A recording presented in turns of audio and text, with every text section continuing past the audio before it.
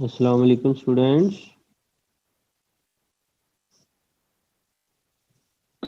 वालेकुम सलाम सर। वालेकुम अस्सलाम सर। वालेकुम सलाम सर। वालेकुम सलाम सर। उम्मीद है आप लोग ठीक होंगे। चैप्टर 5 हमारा जो है वो ऑलमोस्ट एंड हो गया। आज हमने चैप्टर जो है वो 7 स्टार्ट करना है। तो अगर 5 के हवाले से किसी के जहन में कुछ सवाल है तो वो ज़रूर बात कर सकता है। अभी बताइए, आप लोगों को सिलेबस नज़र आ रहा है? ये सर आ रहा ये स्क्रीनशॉट ले लें, नोट कर लें। जिनके पास नहीं है, जिनके पास है वो तो बहुत अच्छी बात है, और जिनके पास नहीं है वो ये स्क्रीनशॉट ले लें या जल्दी से नोट कर लें। सर क्लियर नहीं आ रहा। क्वेश्चन नंबर 4, 5, 7, 8,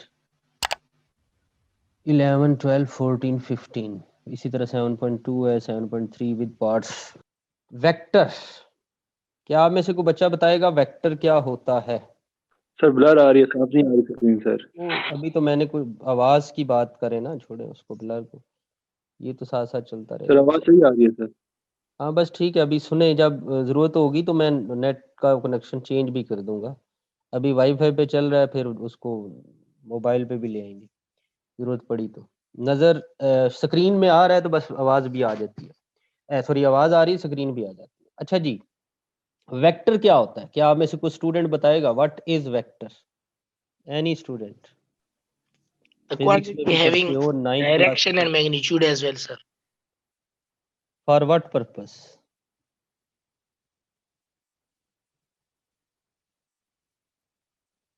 अरे नहीं, कुछ नहीं होता बेटा, गलत हो गया तो मैंने कौन सा पढ़ाया हुआ है। दोबारा क्वेश्चन करें what is vector? Sir. Quantity having direction and magnitude as well, sir. For what purpose? Can you explain for what purpose? Direction बताने के लिए किसी नहीं, जो समझता है कि उसको वेक्टर के बारे में बेहतरीन पता है वो अपना रेज हैंड करे या माइक ऑन करके मेरी उसका परमिशन का वेट करे। सेकंड ईयर वालों, 9 से पढ़ते आते हो, आपको वेक्टर का नहीं पता। ये जो बात बता रहे हैं ना जो बच्चे, अब्दुर्रहमान ने भी बताया, ये काफी हद तक ठीक है, लेकिन मेरे सवाल का भी जवाब देना चाहिए ना जी। जबीउल्लाह,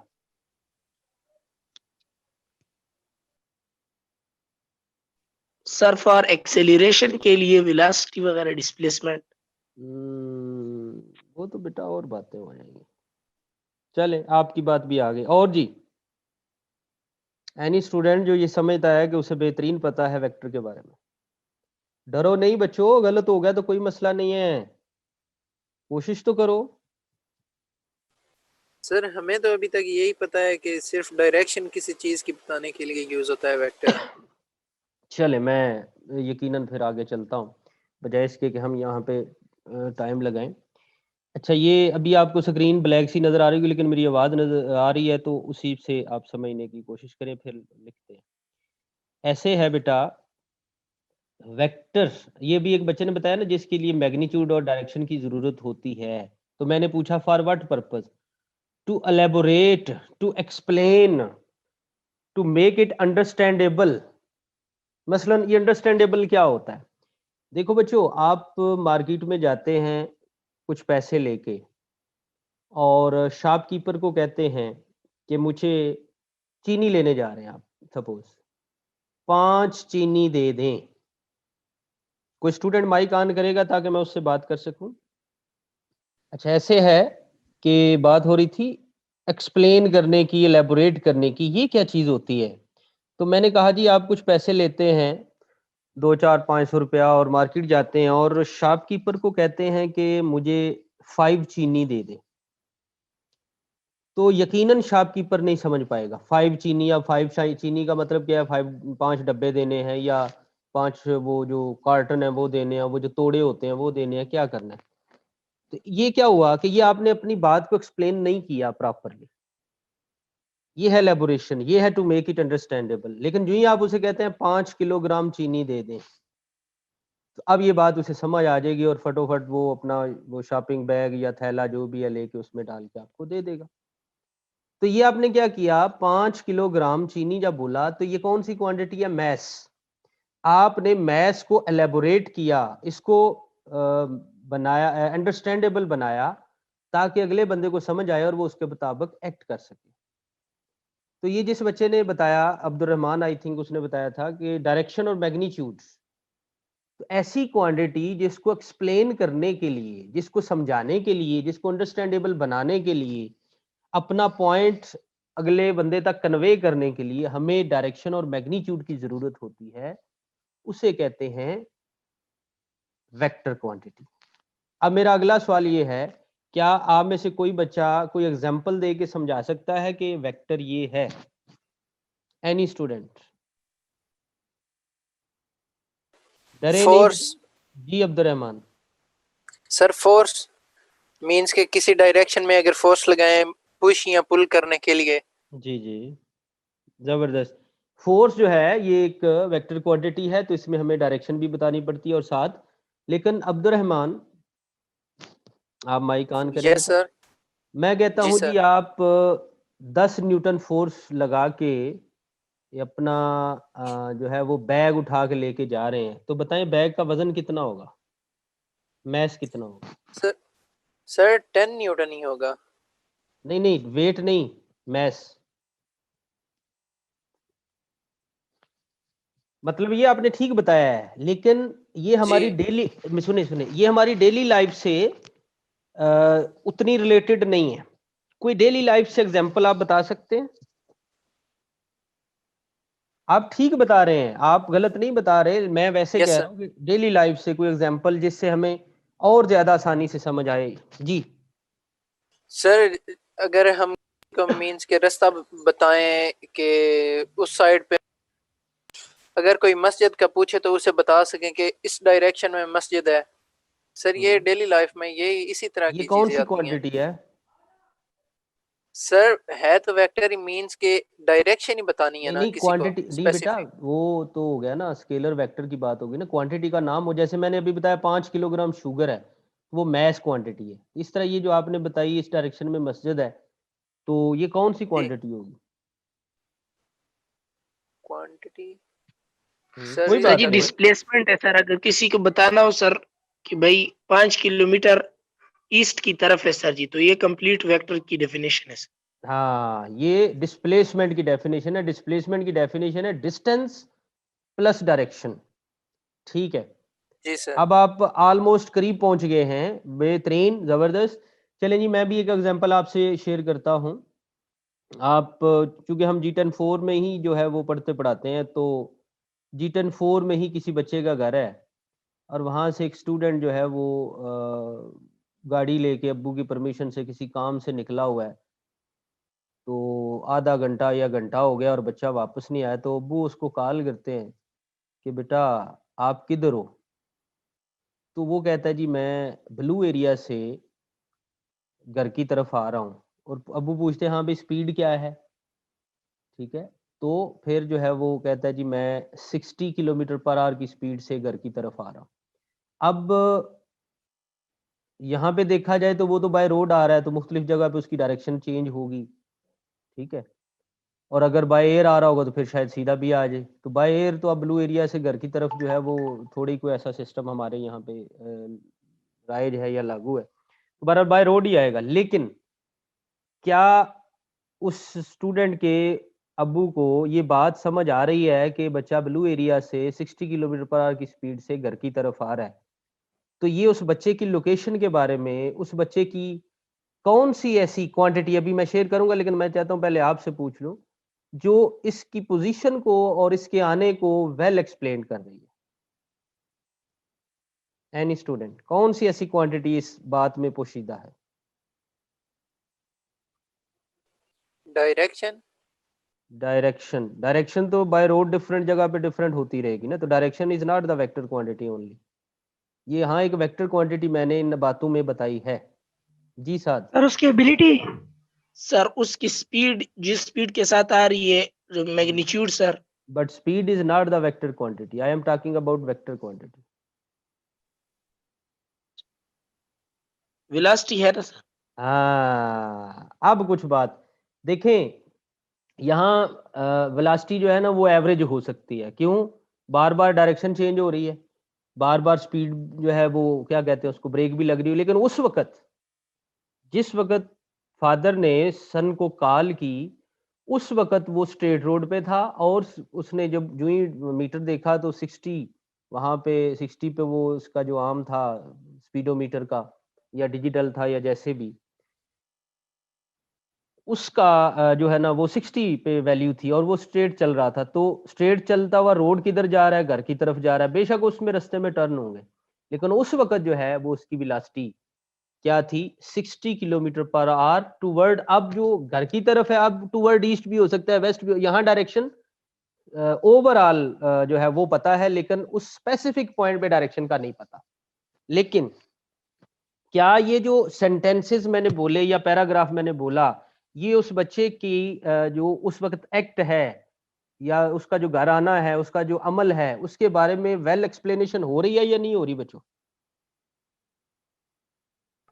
यस सर, एवरेज के लिहाज से हो रही है सर। हाँ, और हम इसको एक्सप्लेन कर रहे हैं वेलोसिटी क्वांटिटी के हिसाब से, तो इसलिए यानी ये जो हम अपनी बात कन्वे कर पा रहे हैं इसमें हमारी हेल्प कर रही है कौन सी टर्म, वेलोसिटी, जो कि एक वेक्टर क्वांटिटी होती है। तो इसीलिए हम कहते हैं कि जब हम अपनी बात कन्वे करना चाहें किसी दूसरे तक और ऐसी क्वांटिटी का सहारा लें जिसमें मैग्नीट्यूड, मैग्नीट्यूड में होता है नंबर, और वेक्टर सॉरी डायरेक्शन, मैग्नीट्यूड और डायरेक्शन, हमें जरूरत पड़े दूसरे बंदे को समझाने के लिए, तो वो जो भी क्वांटिटी आप एक्सप्लेन कर रहे हो we can call it vector quantity. I think अब आप लोगों को ये बात समझ आ रही होगी। Yes sir. तो वेक्टर ऐसी क्वांटिटी जिसको एक्सप्लेन करने के लिए हमें मैग्नीट्यूड और डायरेक्शन की जरूरत होती है। यानी सिर्फ मैग्नीट्यूड डायरेक्शन की बात हम नहीं कर रहे होते, हम साथ ये भी कह रहे होते हैं कि उसको एक्सप्लेन करने के लिए, एक्सप्लेन करना आपको थोड़ा बहुत जरूर समझ आया होगा। हाँ जी बच्चों, बोर्ड नजर आ रहा है, स्क्रीन पे नजर आ रहा है वेक्टर लिखा हुआ? Yes sir. चलिए, जी मैग्नीट्यूड प्लस डायरेक्शन। अब ये जो मैग्नीट्यूड होती है,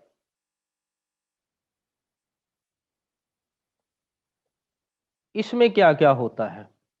तो अभी जब मैंने एग्जांपल दी थी वो एक आपके चीनी वाली, तो उसमें बेटा आपको एक बात बताई थी, 5, अगर आप 5 उसे कहते हैं 5 चीनी दे दें तो वो नहीं समझ पाएगा, लेकिन जो ही आप कहते हैं 5 किलोग्राम तो उसको समझ आ जाती है। तो ये 5 किलोग्राम मैथ था, मैथ एक स्केलर क्वांटिटी है, तो उसके लिए 5 नंबर है। यानी मैग्नीट्यूड में हमें क्या चाहिए, हमें चाहिए एक नंबर और प्लस यूनिट। तो ये दो चीजें मैग्नीट्यूड में छुपी होती हैं, सिर्फ नंबर से बात नहीं बनती है, मैग्नीट्यूड प्लस यूनिट। जैसे भी मैंने बोला 5 किलोग्राम, तो ये हमारे पास वो बन जाएगी मैग्नीट्यूड प्लस यूनिट। अभी कुछ स्टूडेंट आना चाह रहा है,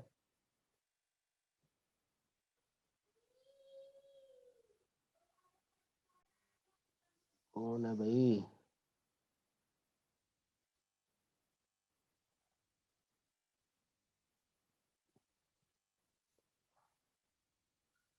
फिर ये वही है, मुझे इसको, एक और स्टूडेंट है उसने भी अपना नाम नहीं लिखा हुआ, अब नाम के बगैर कैसे एंटर कर दूं मैं, आई डोंट नो कि कौन है। जी बच्चे, मैग्नीट्यूड नंबर और यूनिट होता है, जबकि डायरेक्शन हमें मिल गई तो वेक्टर क्वांटिटी। अभी हमने एग्जाम्पल की भी बात की थी, तो दो एग्जाम्पल यहाँ पे लिख भी देते हैं। फॉर एग्जाम्पल, अभी हमने वेलोसिटी की बात की, किसी बच्चे ने एक्सेलरेशन की बात की, तो यही एग्जाम्पल्स हैं। फॉर एग्जाम्पल वेलोसिटी, डिस्प्लेसमेंट की भी बात की थी, वेलोसिटी, एक्सेलरेशन,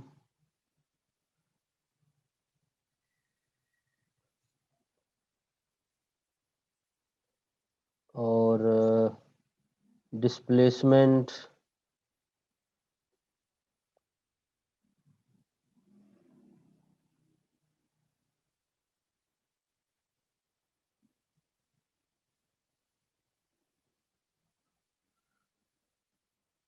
वो लिखो भाई।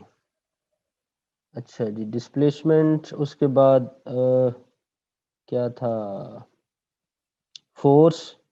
एक और क्वांटिटी चाहिए, बताओ जी कौन सी लिखें। Momentum sir. वाह जी वाह, बड़ी निकाली है भाई टर्म, मोमेंटम। मेरे ज़हन में तो ये आ रहा था, क्या लिखा है मैंने, टॉर्क। टार का दूसरा नाम क्या होता है। कपल। ना ना ना ना, कपल और चीज होती है बेटा। टार का दूसरा नाम। मोमेंटम। ना ना ना यार, क्या बात करते हो, टार्क मोमेंटम नहीं इज है, equal. Moment of force. Yes sir, बिल्कुल सर। जी, टार का दूसरा नाम वो, तो मोमेंटम भी लिख सकते हो, 5 मैं लिखता होता हूं तो वो मैंने लिख दी है। अब बेटा वेक्टर की रिप्रेजेंटेशन की बात करते हैं। सर वेट भी नहीं है। जी जी, वेट फोर्स होता है ना, तो वो लिख दिया, वो बहुत सारी होंगी यहाँ, मतलब हजारों होंगी, लेकिन हम जो है उनमें से ज्यादातर वो जो यूज कर रहे होते हैं, मैं तो ये सामने आपके लिखी है, 5 कम से कम जबानी याद होनी चाहिए। अच्छा जी, वेक्टर रिप्रेजेंटेशन।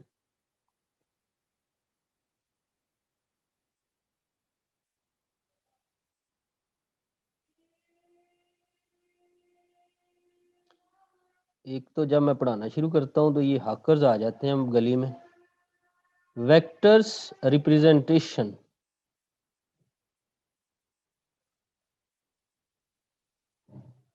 दो तरीकों से होती है। एक है, बल्कि दो की बजाय आप इसको कर लें, 3 कर लें, हैंड रिटन।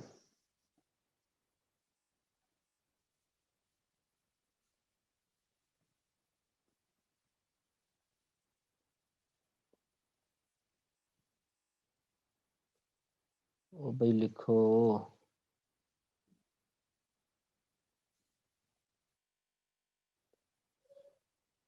उसके बाद दूसरी रिप्रेजेंटेशन है कंपोज्ड फॉर्म में, जो बुक्स हमारे पास लिखी होती हैं।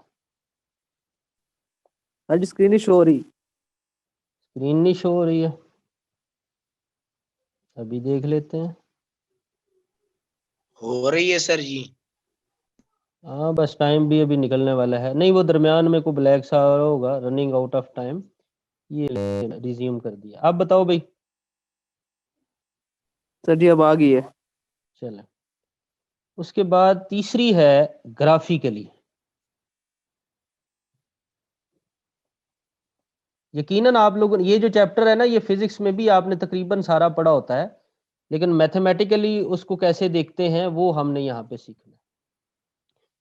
हैंड रिटन, कंपोज्ड और ग्राफिकली। अब ये हैंड रिटन क्या होता है, जब हम अपने हाथ से लिख रहे होते हैं तो फिर कैसे कैसे उसको लेके चलते हैं। तो हैंड रिटन में बेटा अगर फर्ज कर ले वेक्टर ए है, कैपिटल ए स्मॉल ए जो भी है, तो ऐसे ए लिखेंगे और उसके ऊपर एरो लगा देंगे, या ए लिख के उसके नीचे एरो लगा देंगे, ए लिख के उसके ऊपर सिर्फ लाइन लगा दें, और ए लिख के उसके नीचे सिर्फ लाइन लगा दें। ये 4 तरीकों से हैंड रिटन लिखा जाता है। उसके बाद हम चलते हैं, जो मैंने आपसे, भाई किधर भाग रहे हो, कहीं स्क्रीन पास तो नहीं हो गई, अब हुई है। चले, उसके बाद है जी हमारे पास कौन सी फॉर्म, कंपोस्ट मैंने बताया था। इसमें बेटा होते हैं बोल्ड लेटर्स, हमारे पास तो नहीं, लेकिन किसी किसी बुक में होगा जो अच्छी बुक्स लिखी हुई हैं, लेकिन जो आम फैम बुक्स हैं उनमें हैंड रिटन ही यूज किया जाता है, यानी ये एरो हेडेड, एरो हेडेड। तो बहरहाल जी बोल्ड लेटर्स में लिख रहा हूं बेटा। अगर आप किसी फॉरेन ऑथर की बुक देखो और उसमें वेक्टर वाला टॉपिक पढ़ रहे हो, तो जो वेक्टर का नाम है वो उसमें एरो नहीं लिखा होगा, बल्कि अगर फर्ज कर ले वेक्टर ए बी है तो ए बी को बोल्ड लिखा होगा। यू नो बोल्ड क्या होता है स्टूडेंट्स? सर बोल्ड लेटर्स का पता है ना क्या होता है? सर मोटा करके लिखना। हाँ, कंप्यूटर में जब लिखते हैं तो उसमें मतलब आ जाता है कि आपने बोल्ड लिखना ही नहीं, वो माइक्रोसॉफ्ट वर्ड में बी लिखा हुआ आ रहा होता है। अच्छा जी, नेक्स्ट है जो आपका ग्राफिकली। ग्राफिकली क्या है? ग्राफिकली बेसिकली जी जी बेटा,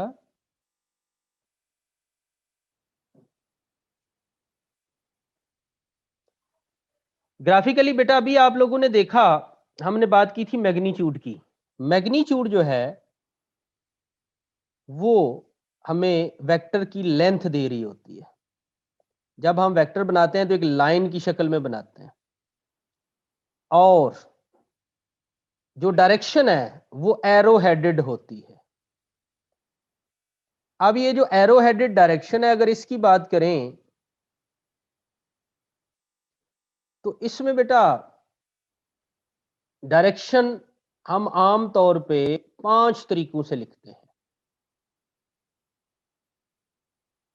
ये जो एरो हेडेड डायरेक्शन है, इट हैज 5 वेज। एक है हमें एंगल का पता हो, और दूसरा ये एक वर्ड लिख रहा हूं जिसको आप जानते भी होंगे। क्या वर्ड लिखा जा रहा है जी, वो बताएगा?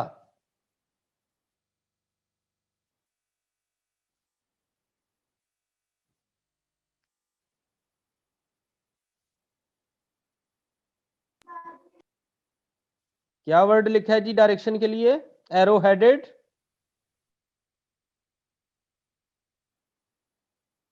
ये स्टूडेंट्स,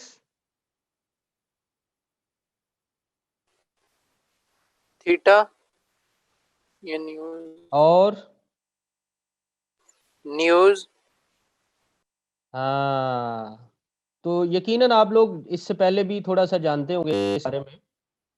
मैंने कहा ग्राफिकली हम वेक्टर को कैसे रिप्रेजेंट करते हैं, एक लेंथ बनाते हैं और उसके ऊपर एरो हेड लगा देते हैं। जैसे अभी ये देखो, मैंने यहाँ पर भी ना, ये अभी मैं मार्क करता हूँ इसको या हाईलाइट कर देता हूँ, फिर मिटा दूंगा। ये देख रहे हैं आप, मैंने ये एरो लगाए हुए हैं बच्चों।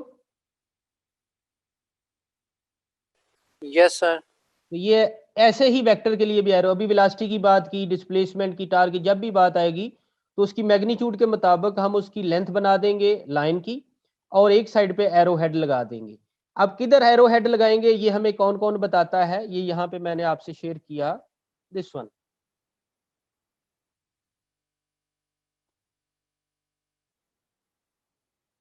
हाँ जी, वो दरमियान में सर मोबाइल पे आपकी कॉल, आवाज नहीं सही आ रही। हाँ वो बस वो कॉल आ रही थी मोबाइल पे इसलिए।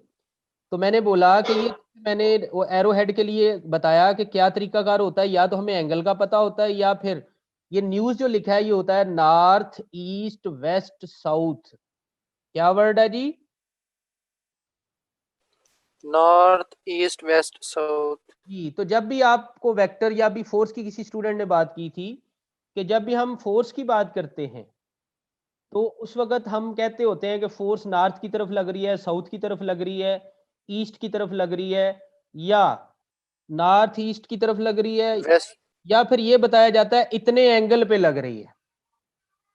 ठीक है, तो इसका मतलब है एंगल जो है वो हमें यस सर। डायरेक्शन के बारे में बताता है, या नॉर्थ ईस्ट वेस्ट साउथ जो है ये हमें डायरेक्शन के बारे में बताता है। तो हमें 5 तरीकों से उसकी जो डायरेक्शन है उसके बारे में हम वेक्टर के बारे में लिखते हैं या बताते हैं। तो ग्राफिकली कैसे रिप्रेजेंट करते हैं, वो लेंथ और ऊपर एरो हेड लगाते हैं। जो बुक्स में कैसे लिखा होता है कंपोज फॉर्म में बोल्ड लेटर्स में और उसके अलावा जब हम हाथ से लिखते हैं तो फिर एरो हेड होता है ऊपर नीचे। ठीक है बच्चों, अल्लाह हाफिज सर। अल्लाह हाफिज।